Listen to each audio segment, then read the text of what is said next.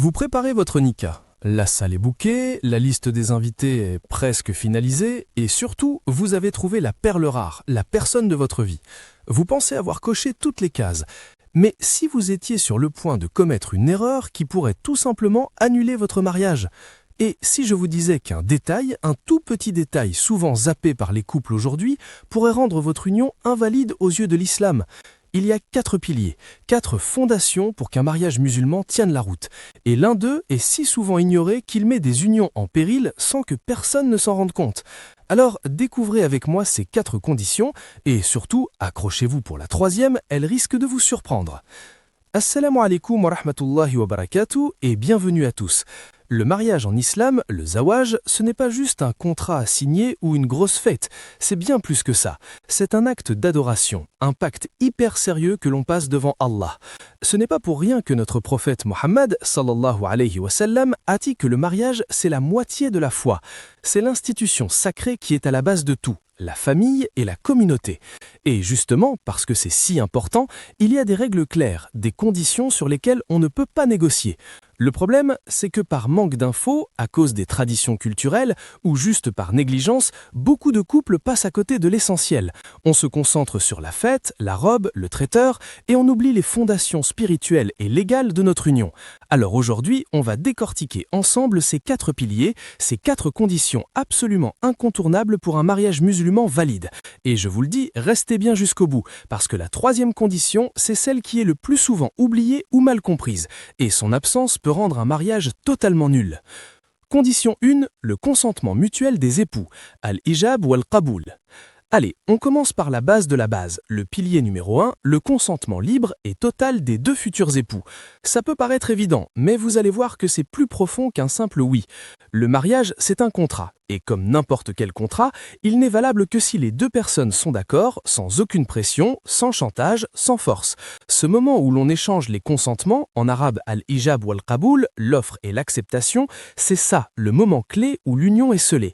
L'un dit « je te prends pour époux ou épouse » et l'autre répond « j'accepte » de manière claire, sans ambiguïté. L'islam est justement venu mettre un stop aux pratiques de l'époque où les femmes étaient mariées de force. Le prophète Mohammed, paix et bénédiction sur lui, a été super clair là-dessus.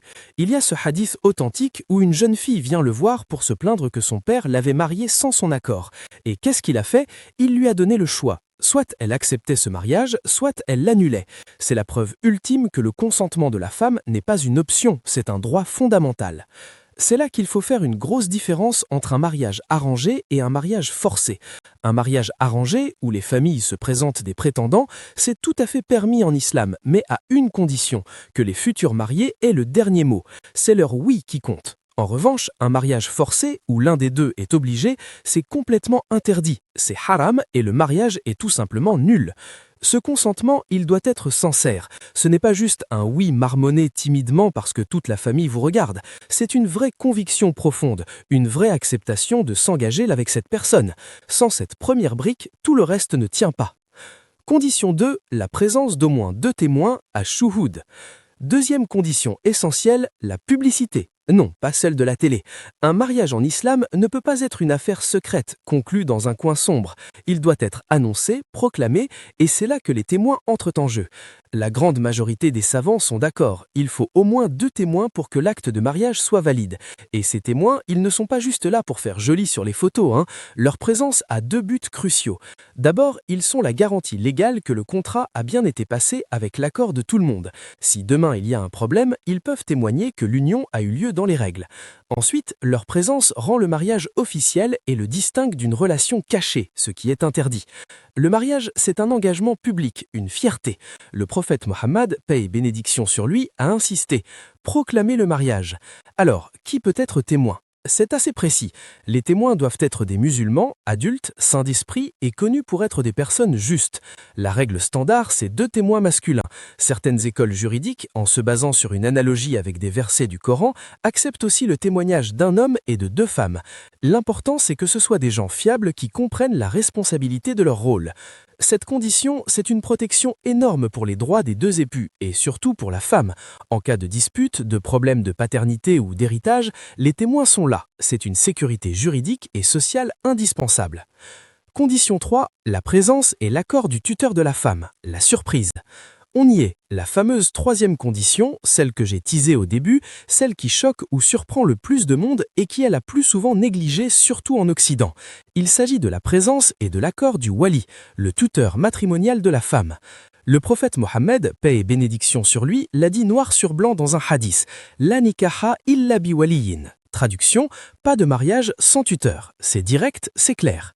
Pour la majorité écrasante des savants et des grandes écoles juridiques, malikites, chafirites, hanbalites, l'accord du wali n'est pas juste un plus, c'est un pilier, un rukn du mariage. Sans lui, le contrat est nul. C'est un point d'une importance capitale. Alors, c'est qui ce fameux wali et pourquoi il est si important ? Le wali, c'est un parent homme, musulman, adulte, saint d'esprit et connu pour être une personne juste. La règle standard, c'est 2 témoins masculins. Certaines écoles juridiques, en se basant sur une analogie avec des versets du Coran, acceptent aussi le témoignage d'un homme et de 2 femmes. L'important, c'est que ce soient des gens fiables qui comprennent la responsabilité de leur rôle. Cette condition, c'est une protection énorme pour les droits des 2 époux, et surtout pour la femme. En cas de dispute, de problème de paternité ou d'héritage, les témoins sont là. C'est une sécurité juridique et sociale indispensable. Condition 4, la dot, le mahr. Et enfin, 4e et dernière condition, le mahr, que l'on traduit souvent par dot. C'est une obligation du mariage et un droit exclusif de la femme. Mettons tout de suite les choses au clair sur une idée reçue catastrophique. Le mahr, ce n'est pas le prix d'achat de la femme, c'est une idée complètement anti-islamique. Le mahr, c'est un cadeau de mariage, un cadeau que l'homme offre à sa future femme pour lui montrer son engagement, son sérieux et sa volonté de prendre ses responsabilités. Allah le dit dans le Coran, sourate An-Nisa, et donnez aux épouses leur mahr de bonne grâce. Ce mahr est appartenant à 100% à la femme. Elle en fait ce qu'elle veut. Son mari n'a aucun droit dessus. Ça peut être de l'argent, un bijou, une maison ou même quelque chose d'immatériel, comme lui apprendre une partie du Coran. La valeur est décidée entre les 2 parties, mais c'est la future épouse qui a le droit de le fixer. L'autre erreur, c'est de croire que le mahr doit être un truc de fou. Parfois, la culture a pris le dessus et des familles demandent des dots tellement énormes que ça devient un blocage pour les jeunes qui veulent se marier. L'islam, c'est une religion de facilité. Le prophète Mohammed, paix et bénédiction sur lui, a dit « Le meilleur mariage est celui qui est le plus simple ». Il a même marié un de ses compagnons qui n'avait absolument rien en lui demandant juste de trouver ne serait-ce qu'une bague en fer. Le mahr n'est donc pas une démo de richesse, mais un symbole de responsabilité et de générosité. Le promettre sans l'intention de le donner est un péché grave. C'est une dette que le mari a envers sa femme et elle doit être payée.